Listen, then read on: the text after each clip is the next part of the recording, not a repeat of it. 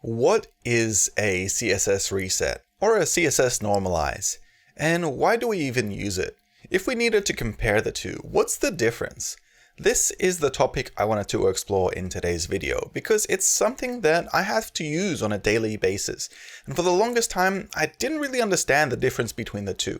But it's a really simple difference, and I've got a really good graphic to show you that as well.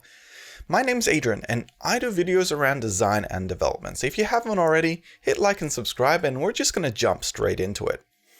I have this image here by Elijah, and what he did was create something that visually represents the difference between a CSS reset and a CSS normalize. And I really enjoyed this image.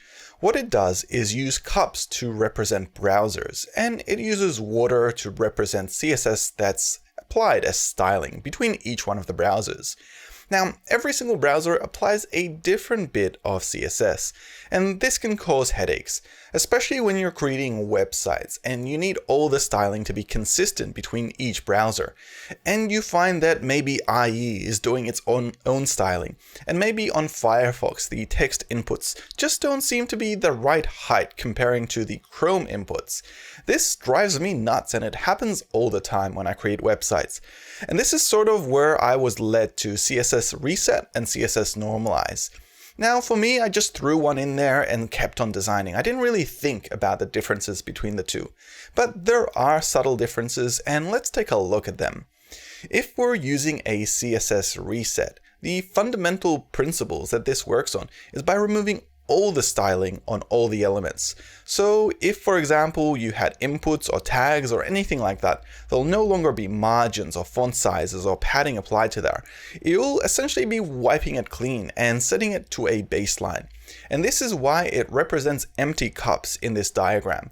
You're essentially going through all the browsers and removing everything that's in there.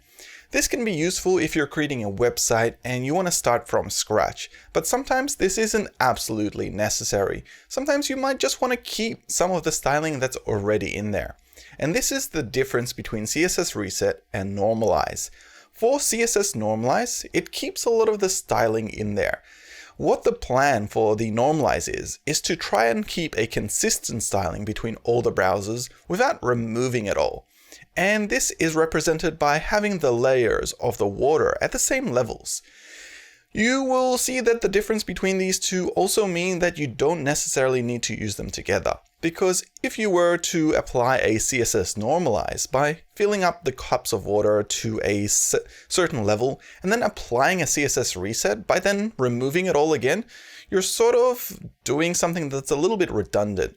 You don't need to do that. You really need to just select whether you want to do a reset or a normalize and go from there. I hope this gives you a clearer idea of the difference between the two.